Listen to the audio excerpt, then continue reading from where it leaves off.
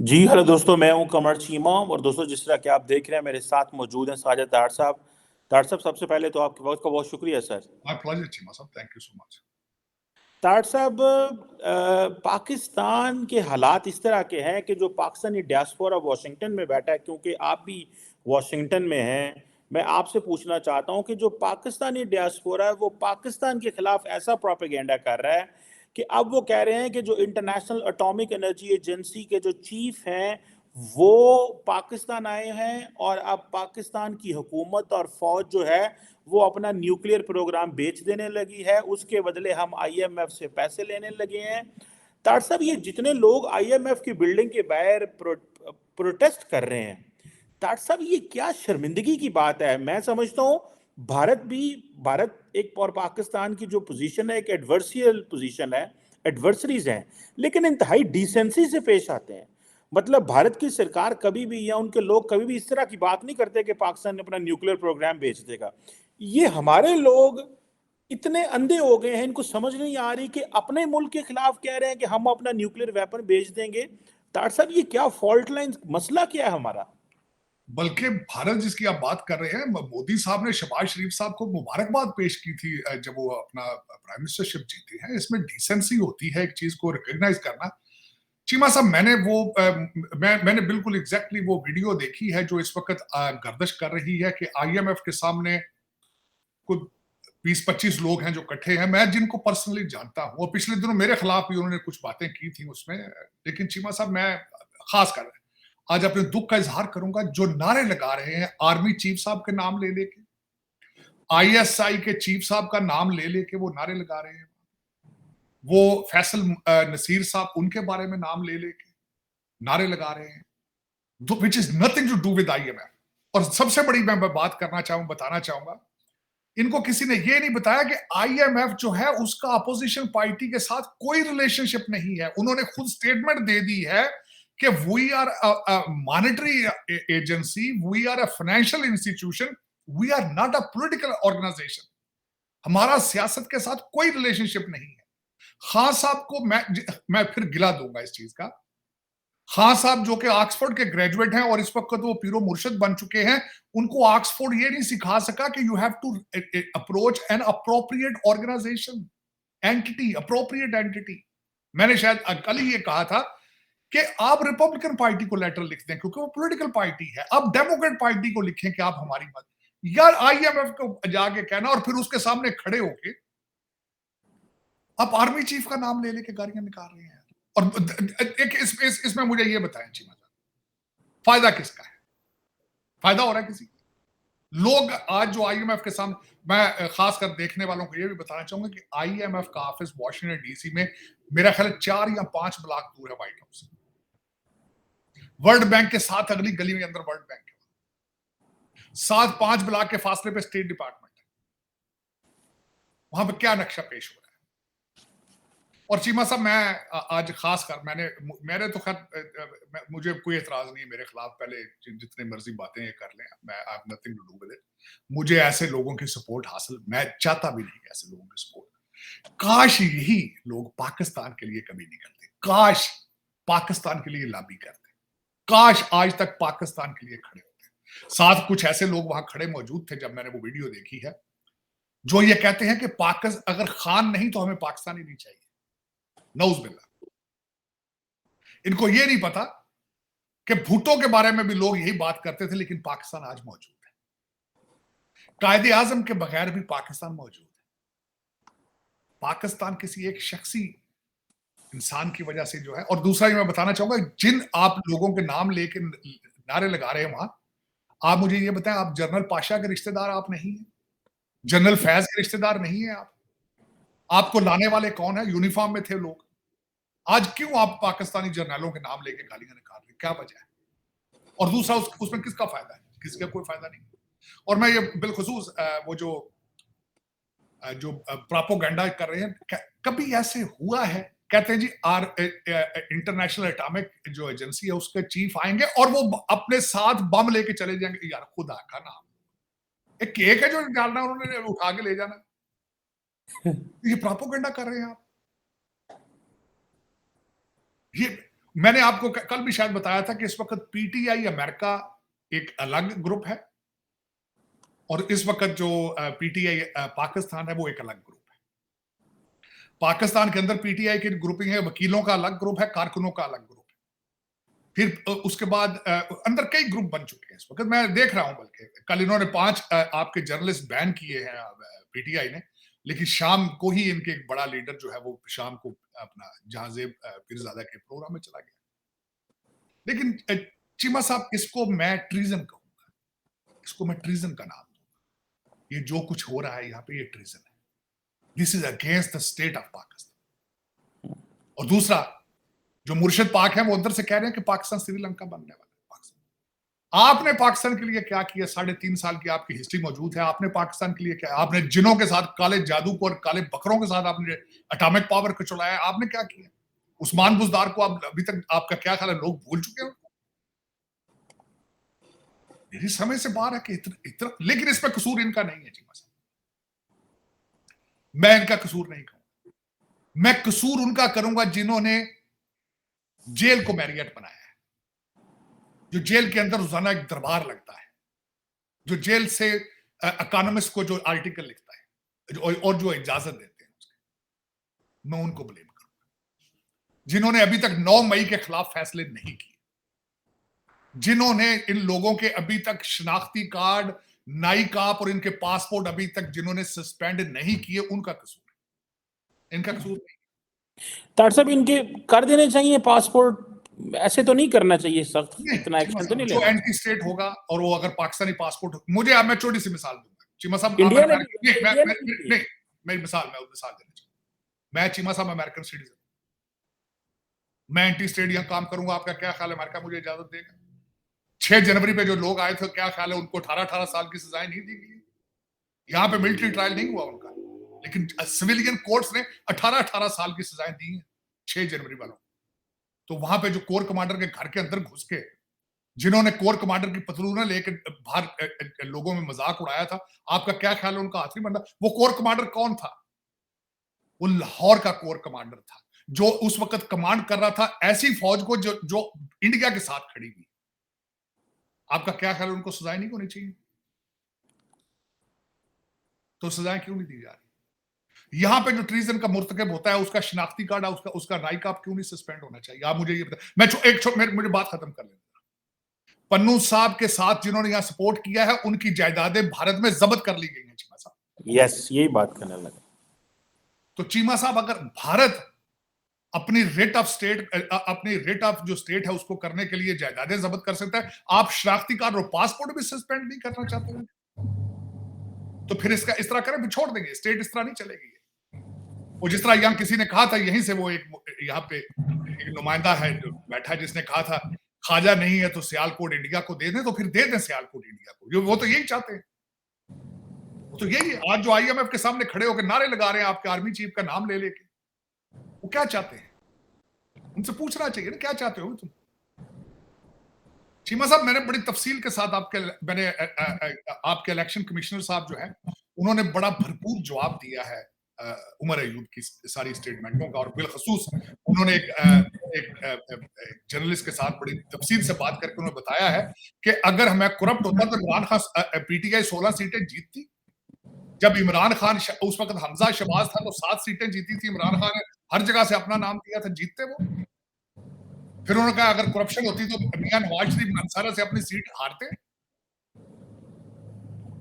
जवाब दिया। उन्होंने बताया है कि किस तरीके से इमरान खान साहब के साथ मेरे रिलेशनशिप खराब हुए। उन्होंने बताया मुर्शिद पाक ये क्या करते थे अपने दौर के अंदर।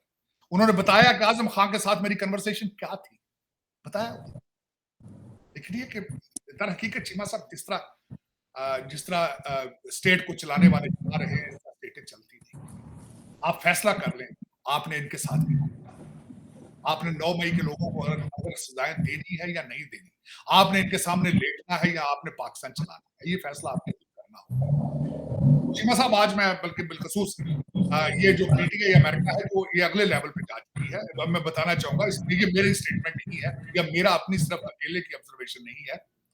चीमा साहब, बीबीसी ने एक बड़ा अच्छा आर्टिकल लिखा है जिसके अंदर 2-3 लोगों के हवाले दिए गए हैं। एक खासकर हुसैन हक्कानी साहब का हवाला उन्होंने दिया कि उनकी ऑब्जर्वेशन क्या है।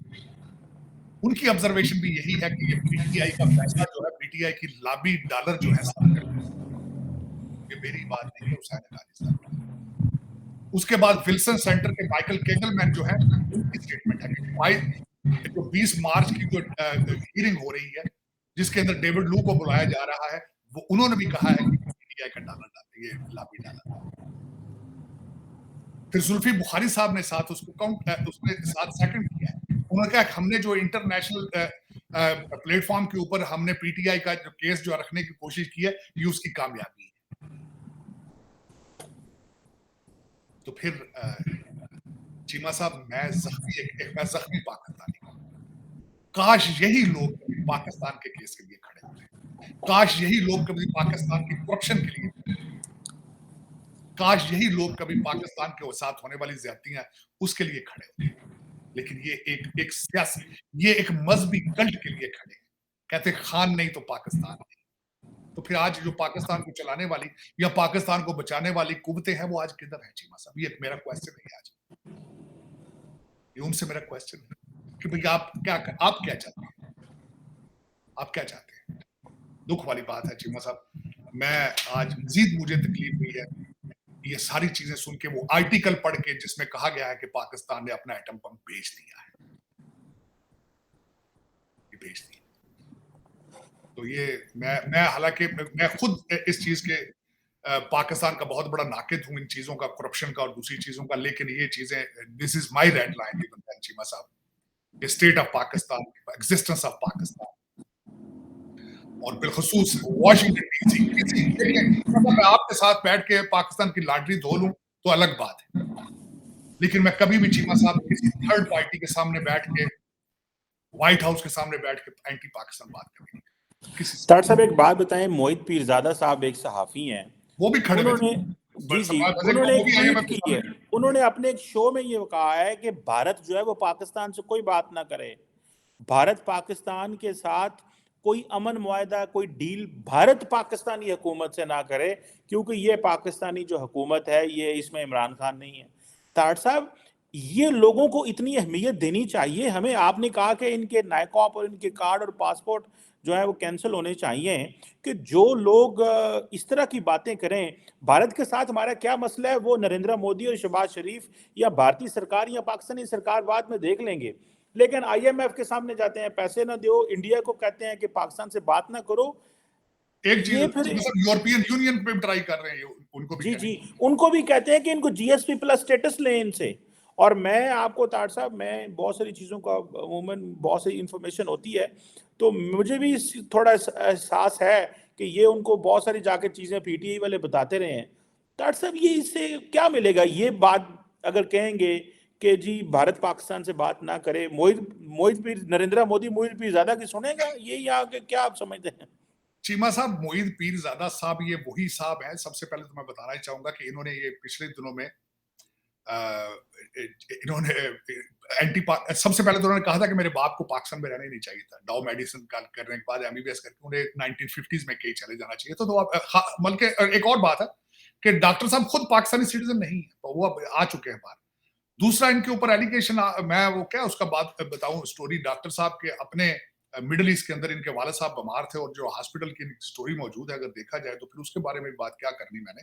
लेकिन चीमा साहब, जो मुझे अफसोस है कि आप जो बात कर लें, लेकिन एंटी स्टेट पाकिस्तान, आप पाकिस्तान के सिस्टम को क्रिटिसाइज कर लें, पाकिस्तान के गवर्नेंस को क्रिटिसाइज कर लें, लेकिन जो एंटी स्टेट, खासकर एटॉमिक एसेट्स के ऊपर बात ये करना और फिर गलत अफवाह उड़ानी, गलत अफवाह, ये एक ज्यादती है। और मैं समझता हूं बिलखसूस, मैं पहले भी इस हक में नहीं था चीमा साहब, कि ये जो टाइम स्क्वायर पे जाके खड़ा होकर न्यूयॉर्क में प्रोटेस्ट, एंटी पाकिस्तान नारे लगाने पे, और फिर जाके आईएमएफ ये एंटी पाकिस्तान नारे लगा रहे हैं, वो गलत बात, चीमा साहब गलत बात। देखिए, और तीसरा, इनको यही नहीं पता कि IMF doesn't work like it,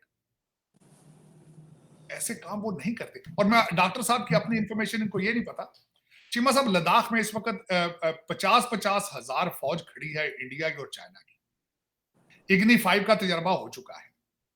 China ने लाइव एमिनेशन चलाया दूसरी साइड पे, दूसरा कराकरम रीजन के अंदर उन्होंने लाइव एमिनेशन चलाया। फिर उनका फॉरेन ऑफिस ने शिकायत की है जो नई टनल का इफ्तिताह मोदी साहब ने किया है, लेकिन ट्रेड चल रहा है उनका आपस में। डॉक्टर मोहित यूसुफ को ये नहीं पता। इस वक्त स्टेटें इंटरेस्ट, आपने फाइनेंशियल इंटरेस्ट बेस्ड डिसीजन ले रही है, मसाइल भी साथ चल रहे होते हैं, लेकिन अपने इंटरेस्ट बेस्ड अपने डिसीजन ले रहे होते हैं। डॉक्टर साहब को ये नहीं पता। चले, लेकिन चीमा साहब मैं इस पे जितना भी दुख हो का इजहार करूं कम है, लेकिन मैं जिस तरह मैं गुजारिश है मेरी पाकिस्तान चलाने वालों से कि आप इस पे प्लीज एक स्ट्रॉन्ग स्टैंड लें, मुश्किल फैसले करें if you want to save Pakistan. मैंने बिल्कुल बताया ना टीमा साहब, हकीकत ये है Pakistan is in emergency room right now. उसको एक ओपन हार्ट सर्जरी की जरूरत है। प्लीज उसका फेशियल ना करें आप एक स्टेप जाके दो पीछे आने वाले स्टेप बिल्कुल ही छोड़, वरना पाकिस्तान नौज बिल्ला जो हालात चल रहे, अब इससे आगे ये पीटीआई को प्लीज ये सिग्नल दें कि this is a red line now, you don't cross the red line. ये गलत बात। बिल्कुल सही कह रहे हैं तारड़ साहब। जरा मूविंग ऑन आज, क्योंकि हम ये आपस में ये जो हमने तारड़ साहब किसी से क्या लड़ना है, हम आपस में लड़ पड़े हैं। सीधी सी बात है कि जिस टीमा मुल्क साहब के अंदर इतनी अफरा तफरी हो, हमने किसी से क्या नहीं, लड़ना है। हमारा टीमा साहब दो चीजें मैं देखें चीजें मैं हमेशा देखिए, मैं बल्कि इतना इतना एग्रेसिवली या इतना न्यूट्रल होकर कई दफा बात करता हूँ, ये फौज के खिलाफ नारे लगाते हैं, तो मैं हमेशा क्या कहता हूँ कि फौजी भी हमारे भाई हैं, हमारे कजन है, पाकिस्तानी है। मैं हमेशा ये कहता हूँ, मैं वो बाहर के लोग नहीं है। चीमा साहब भारत से लोग किस बड़ा बड़ा खूबसूरत कई लोगों ने कहा है कि इतना डैमेज भारत नहीं कर सका जितना इन्होंने कर दिया पाकिस्तान। जितना पाकिस्तान आर्मी को इन्होंने नुकसान पहुंचाया है कोई दूसरी आर्मी नहीं पहुंचा सकी। 5th जनरेशन वार नहीं, ये 6th जनरेशन वार कर गए। 6th जनरेशन तबाह करके ना पाकिस्तान की फाउंडेशन को इन्होंने हिला के रख दिया। 3 फायर जो किए मेरे मुर्शिद ने, तीनों के तीनों एंटी पाकिस्तान थे। एक उन्होंने जो फायर किया था गद्दारी इस्लाम का, जो इस्लामिक टच लाया उन्होंने। फिर उन्होंने एंटी अमेरिका जो किया, जो सीधा स्टेट के फाउंडेशन हिला के रख दी। और तीसरा उन्होंने फिर जो बार बार 55 जलसों के अंदर मीर जाफर और मीर सादक किया, उन्होंने जो करना था उन्होंने तीनों के तीनों बड़े गलत अटैक किया, स्टेट ऑफ पाकिस्तान गलत अटैक। और आज उसका रिजल्ट निकल रहा है चीमा साहब, उसका रिजल्ट सामने आ रहा है। ये वही फसल है, तैयार हो चुकी है, फसल तैयार है। फिर आप मुझसे पूछते ये मेरे जो लोग खड़े हुए थे पीटीआई के, जो खड़े होते हैं आईएमएफ के मेरे खिलाफ पिछले दिनों हुए, मैंने कुछ कहा था कि ये क्यों खड़े होते हैं, बड़ा मेरे खिलाफ इन्होंने ट्रोलिंग की है। चीमा साहब आज इसके हवाले से एक और बात भी करना चाहूंगा। आज की रिपोर्ट है, बल्कि बीबीसी की रिपोर्ट है, मेरी रिपोर्ट नहीं है। उन्होंने कहा कि यूके के अंदर इस वक्त पाकिस्तानी सबसे ज्यादा अनएम्प्लॉयड है, और उनमें सबसे ज्यादा 16 से 25 साल के जवान लड़के और खवातीन सबसे ज्यादा अनएम्प्लॉयड है। पाकिस्तान पे तो हम ब्लेम करते हैं ये पढ़े लिखे नहीं है, एनवायरमेंट नहीं है, स्कूल नहीं है, गुर्बत है। तो ये यूके में जो तीसरी जनरेशन बैठी है वो, और उसी तरह के मिलते जुलते लोग आज भी आईएमएफ के सामने भी खड़े हैं। और वो बीबीसी में जो उनका रिपोर्टिंग करने वाले सारे पाकिस्तानी, उन्होंने सारी जो रिपोर्टिंग की आज के बीबीसी के वेबसाइट के ऊपर मौजूद है, नंबर्स मौजूद है कि पाकिस्तानी सबसे ज्यादा इमिग्रेशन माइग्रेंट्स में से सबसे ज्यादा अनएम्प्लॉयड पाकिस्तानी। तो चीमा साहब ये हकीकत उसमें जी क्यों ये तारड़ साहब, इंडिया तो बरतानिया के साथ फ्री ट्रेड एग्रीमेंट कर रहा है, वो नेक्स्ट लेवल की बातें सोच रहा है। इंडिया तो अमेरिका अफगानिस्तान बरतानिया के साथ जो फ्री ट्रेड एग्रीमेंट की एक ही पॉइंट है कि हमारे लोगों को मजीद आने दे और हम काम करें आपके साथ। हमारे लोगों के पास बरतानिया के पासपोर्ट आ गए, फिर भी ये वेले बैठे ने। तारड़ साहब ये क्या है? तालीम, एजुकेशन, माइंडसेट माइंडसेट माइंडसेट ये जो मुझे ये चीमा साहब मेरा ये छोटा सा क्वेश्चन, इस वक्त जो हमारे, मैंने आपको पता लोअर मिडिल क्लास से जो डॉक्टर आए हैं, सारों ने जो पैसे इकट्ठे करके जो 30 कांग्रेसमैनों से लेटर लिखवा दिया जो बाइडेन को और टोनी बिल्कन, वो डॉक्टर हैं और मुर्शद कर रहे हैं। आपको एक्सपेक्ट कर सकते हैं इनसे कुछ? आप कोई जी शऊर आदमी कह सकता है कि मुर्शद है? कोई जी शऊर काले जादू के साथ एटॉमिक पावर जलाने में बिलीव कर सकता है? कोई फिर दोबारा उस्मान बुजदार, बल्कि एक वकील साहब है आजकल इनके बड़े फेवरेट हैं, उनके बारे में कहा जाता है उस्मान +2, और ये भी कहा जाता था कि बुशरा, बीबी बुशरा को उस्मान बुजदार 2 मिल चुका है। मैं उनका नाम नहीं लेना चाहता, मेरे भी बड़े अजीज हैं, बड़े मशहूर वकील हैं। लेकिन चीमा साहब इस तरह ये हालात है। और इन डॉक्टरों को पता नहीं है क्या। लेकिन मैं वही बात करता हूँ, ये लोअर मिडिल क्लास डॉक्टर जो आते हैं, इनके सिर्फ 2 ड्रीम लेकर निकलते हैं पाकिस्तान से, अच्छी गाड़ी, बड़ा घर, इसके अलावा इनकी दुनिया खत्म हो जाती है। इनको बेसिक फंडामेंटल्स ऑफ सोसाइटी नहीं पता है कि सोसाइटी क्या चीज है और हिस्ट्री क्या है। अब मैं खान साहब के लिए मैं खुद पागल था जब ये गाना लगता था ना, बनेगा नया पाकिस्तान, मैं खुद मेरे बाल खड़े हो जाते थे जिसमें। अब 3.5 साल की हिस्ट्री सामने देखता हूं तो मैं अपने आप को कोसता हूं, लेकिन इनको नहीं पता, पता नहीं क्या बात, क्या क्या वजह है, इनके बेसिक कॉमन सेंस का फुकदान। लेकिन चलें चीमा साहब, फिर यही है इस वक्त उन्होंने बड़ी दिलेरी है, बल्कि डॉक्टर एक कैलिफोर्निया से डॉक्टर हैं जो उनको लीड कर रहे हैं, जिन्होंने 30 कांग्रेसमैन इकट्ठे किए हैं। बिलखसूस चीमा साहब टेक्सास से एक कांग्रेसमैन है जिन्होंने लीड किया है, जिन्होंने 30 उस पे साइन कराए हैं। और जो हियरिंग कर रहा है रिपब्लिकन सेनेटर है। सबसे बड़ी बात यह है जो डेविड वो डोनाल्ड लू के मैं पूछने लगा था, वो ताड़ साहब वो कह रहे हैं ये जो पीटीआई जो इमरान खान की जमात जो कि अमेरिका में जिसका चैप्टर है, पता नहीं ना तो ये अमेरिका में इलेक्शन लड़ते हैं, चैप्टर किस चीज़ के खोले हैं इन्होंने, वो ये कह रहे हैं कि जो पाकिस्तानी अमेरिकन की वजह से कांग्रेस के अंदर हेयरिंग हो रही है, सो हमने कांग्रेसमैन को फोर्स किया है कि वो स्टेट डिपार्टमेंट के असिस्टेंट सेक्रेटरी ऑफ स्टेट को बुलाए, और हम तारा साहब यही बात है। बिल्कुल डेफिनेट इसमें कोई शक नहीं कि वो यही हुआ है, एग्जैक्टली दूसरा हुआ है। लेकिन एक मैं बताना चाहूंगा आपको बात, उसी आर्टिकल को मैं चाहूंगा आपके देखने वाले उसको देखें। उसके बारे में ये क्वेश्चन किया गया, तीनों लोगों से ये क्वेश्चन किया गया, हुसैन हकानी से क्वेश्चन किया गया है, माइकल केगलमैन से क्वेश्चन किया गया है, और उसके बाद ये क्वेश्चन किया गया है सबसे ये क्वेश्चन शुजा नवाज साहब से भी क्वेश्चन किया गया है, जो कि पहले इसी की तरह की एक मिलती जुलती हीरे में किसी में पेश हो चुके हैं। सब ने ये कहा है कि इसका पाकिस्तान यूएस रिलेशनशिप के ऊपर कोई असर नहीं होगा। This is just a show, इससे ज्यादा उसका कोई गुंजाइश नहीं है। तीसरी सबसे बड़ी बात यह है चीमा साहब, इस वक्त अगर देखा जाए तो जो बाइडेन साहब की खुद एक टांग व्हाइट हाउस के अंदर है, एक बाहर है, और इस वक्त जो उनके अपने पॉलिटिकल इंस्टेबिलिटी और अमेरिका के अपने हालात हैं, वो डजंट मेक एनी सेंस। वो ना इंटरेस्टेड है वो, ना बल्कि मैं कल भी कह चुका हूं चीमा साहब, पाकिस्तान में इंटरेस्ट ही इस वक्त नहीं है यूएस का। You are lucky right now कि आईएमएफ की डील चल रही है। उसकी वजह यह है कि शायद मैंने आपको वो आज आर्टिकल नहीं भेजा, चाइना के एम्बेसडर साहब फैसलाबाद किसी ट्रिप पर गए थे, तो वहां से उन्होंने स्टेटमेंट दी है, वो आज आपके न्यूज में लग चुकी है कि हम पाकिस्तान के साथ उसके फाइनेंशियली मदद करेंगे। मैंने उसको ट्वीट भी किया है। उसकी वजह यह है कि पाकिस्तान में पाकिस्तान के जियोग्राफिक लोकेशन की वजह से बिडिंग हो रही है दोनों के दरमियान, यूएस और चाइना के दरमियान, and Pakistan is enjoying it very well. अगर ये चीज ना होती, ताइवान के रिलेशनशिप, ताइवान के हालात, भारत के साथ यूएस रिलेशनशिप, और ये सारी यूक्रेन के अंदर उनको असला ना चाहिए होता, तो आज वो आईएमएफ आपके साथ इस तरह काम ना करता। लेकिन you are lucky and you taking advantage of it. लेकिन चीमा साहब, इसका यूएस का कोई ये जो इस हियरिंग के डेविड लू की कोई फर्क नहीं पड़ेगा पाकिस्तान के रिलेशनशिप पर, बल्कि स्टेट डिपार्टमेंट में किसी ने क्वेश्चन किया था, और उनके जो मैथ्यू मिलर है स्टेट डिपार्टमेंट के, उन्होंने भी ये कहा था कि we don't have any plan to interfere in any kind of Pakistan's internal matters। तो ये एक ऐसे ही एक शो है, जिस तरह लौंडा लपाड़ा, जिस तरह 1,25,000 उन्होंने भी तो कुछ अपने कारोबार चलाने हैं ना, टिकटॉक की आमदन है, कोई यूट्यूब की आमदन है, तो उन्होंने भी तो फिर कारोबार करना है। मेरा ख्याल में पीटीआई का सब, PTI has become an industry now, मेरे ख्याल में this is what it is, religious cult plus social media industry, मेरे ख्याल में this is what it is. बिल्कुल सही कह रहे हैं ताड़ साहब। आज एक बड़ी डेवलपमेंट पाकिस्तान में ये भी हुई है कि पाकिस्तान के जो वज़ीर आज़म साहब हैं शहबाज शरीफ साहब, वो गए हुए थे जीएचक्यू जनरल हेडक्वार्टर्स गए हुए थे, और वहाँ पे उन्होंने आर्मी चीफ से भी मुलाकात हुई, और कुछ 3 एक मिनिस्टर्स लेके गए थे, डिफेंस, फॉरेन अफेयर्स, इकॉनमी। जब इमरान खान वज़ीर आज़म बने तो वो भी गए थे, और आपको याद होगा कि सारे बाजवा साहब थे और सारे जर्नैल खड़े हुए, और बड़ा एक था कि जनाब बल्ले बल्ले हो रही थी कि जी इमरान खान और सारा।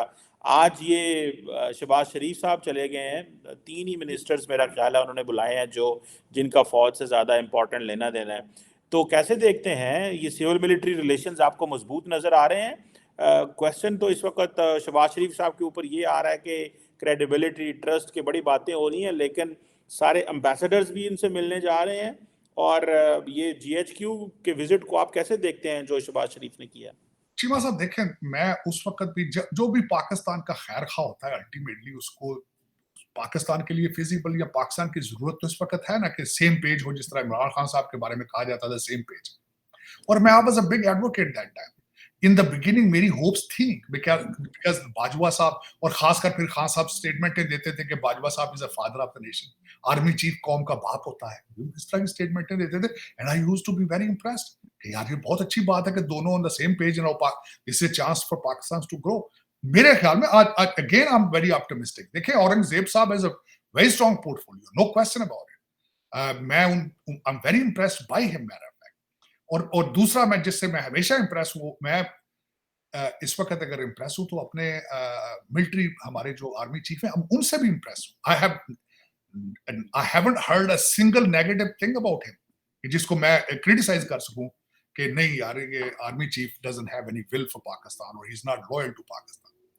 तो अगर मेरे ख्याल में चीमा साहब, औरंगजेब साहब की स्टेटमेंट भी आई है कल, उन्होंने बल्कि ये डान में है या बीबीसी में है कि उन्होंने कहा कि now the Pakistan friendly countries will not be giving us loans but they will be making investments in Pakistan। वो जो कल आप बात कर रहे थे कि वो अब लोन दे ही नहीं रहे, वो कहते हैं हम एसेट्स लेंगे और इनके बोर्ड्स पे भी खुद है, वो इसी चीज को उन्होंने सेकंड किया है। लेकिन खुशहाल बात है, मैं समझता हूँ कि we need to move forward और आर्मी को भी सपोर्ट चाहिए, करनी चाहिए। औरंगजेब साहब को फ्री हैंड देना चाहिए। The man is intelligent, man has so far he has proven himself as a B bank is a big institution, JP Morgan is a big institution, Citibank is a big institution, Wharton School of Business is big institution। तो इसमें ताड़ साहब आप अक्सर बात करते हैं ये सारे बाहर के पड़े हैं पर पता नहीं उत्थे जाके पुठे हो जाते ने, डिंगे हो जाते ने, इन्हां दे नक वगन लग पैंदे, इन्हां नूं भुल जांदे तरक्की कैसे करनी है। ये सारे पढ़े तो अमेरिका क्यों हैं ताड़ साहब सारे? नहीं चीमा साहब, मैं गिला है मेरा पाकिस्तान में, मेरे आपके इस्लामाबाद में तो चीमा साहब मेरे ख्याल में 50% ब्यूरोक्रेसी सारी बाहर की पड़ी। हाँ ज्यादा। लेकिन इन्हें पता नहीं वो $85 बिलियन लेके कौन नस गया, ये नहीं समझ आ रही। जो आपके लोन है 85 बिलियन। देखिए चीमा साहब, आप इस पॉइंट पे एक दिन में तो नहीं ना पहुंचे, आपको बड़ा 76 साल लगे इस पॉइंट पे पहुंचने के। इसमें बड़ी प्रॉपर्टी खरीदी गई है दुबई में और लंदन में, बड़ी प्रॉपर्टी खरीदी गई, बहुत बड़ी। पाकिस्तान ने तरक्की बहुत की है लेकिन पाकिस्तान से बाहर की। पाकिस्तानियों ने बड़ी तरक्की की है पर पाकिस्तान के बाहर की है। ताड़ साहब बात तो आप सही करते हैं। वो मादरे मिल्लत के आप वो जो लफ्ज़ बोलते हैं ना कि मादरे मिल्लत के 75 साल से कपड़े फाड़ रहे हैं, लेकिन मैं कहता हूँ सलाम है, सारा कुछ ही है। देखें वतन से मोहब्बत जो है ना ये ईमान का हिस्सा है ताड़ साहब। अगर आपको अपने वतन से मोहब्बत नहीं है तो आप कुछ भी नहीं है। आप जिस वतन से भी हो, आप भारत से हो, पाकिस्तान हो, अमेरिका। मैं ताड़ साहब आपकी एक बात को इतना कोट करता हूँ, अगले दिन भी कुछ दोस्त आए थे, आपने मुझे मैं और आप वाशिंगटन जा रहे थे गाड़ी से, आप मैरीलैंड से वाशिंगटन जा रहे थे, आपने मुझे एक बात की, वो बात मेरे अंदर ऐसे चली गई। आपने कहा कि मैं अमेरिका आया हूँ तो मट्टी से मट्टी होना पड़ता है तो तब बात बनती है। आपने कहा कि मेरा वालिद अमेरिका में दफन है, मेरी वालदा अमेरिका में दफन है, because I own this country. मुझे इस वतन से मोहब्बत है, इस वतन ने मुझे बहुत कुछ दिया, सो मिट्टी से मट्टी होना पड़ता है। तार साहब आपने वो जो बड़ी नेशनलिस्टिक बात आपने, दो चीजें आपको मैं बताऊंगा, दो चीजें। मैं पाकिस्तान से और अमेरिका दोनों से कभी बेवफाई नहीं कर सकता, पीरियड। मैं कभी इनसे बेवफाई नहीं कर सकता। I was born Pakistani, I will die Pakistani.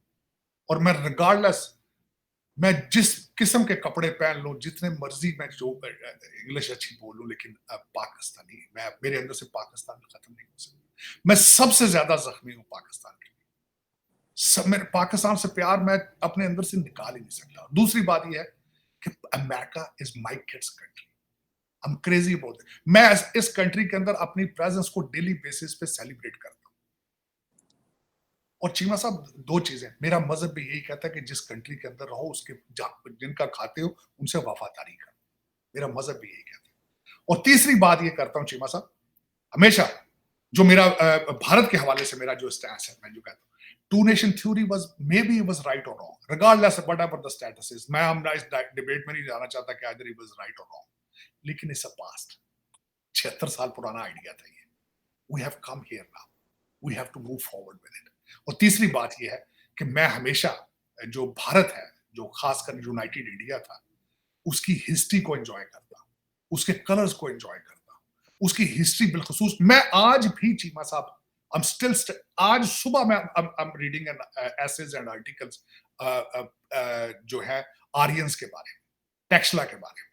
मैं आज भी पढ़ रहा था गंगा जमुना इसके बारे में, आज भी हड़प्पा, आज भी मैं मोहनजोदारो के बारे में पढ़ रहा था, आज भी मैं बगदाद के बारे में पढ़ रहा था कि किस तरह बगदाद के लोग भी सिमिलैरिटीज हैं इस खित्ते के साथ। आज भी इंडस वैली के बारे में पढ़ता हूँ क्योंकि मेरा शौक है, मेरा शौक है to read about the origin and the people of India.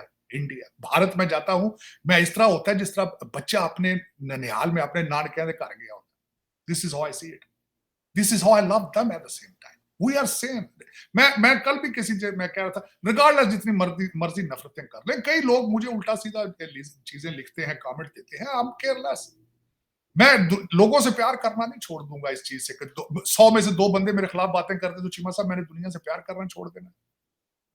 मैं किसी को उसकी रिलीजन बेस पे, हिंदू बेस पे, सिखिज्म पे या ईसाई होने पे मैंने उससे डिफरेंसेस कर लेने। मैंने अगले दिन ट्वीट किया था, चीमा साहब we have more similarities than our differences.